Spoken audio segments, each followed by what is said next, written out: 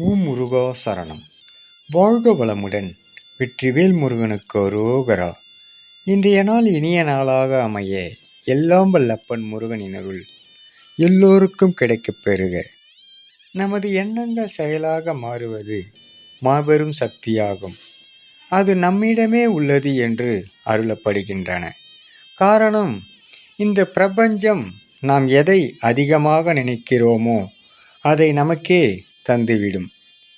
நான் நன்றாக உள்ளேன் என்று சொன்னால் அது அப்படியே நடக்கும். ஆனால் அதுபோல் நாம் நினைத்து கொண்டே இருக்க வேண்டும்.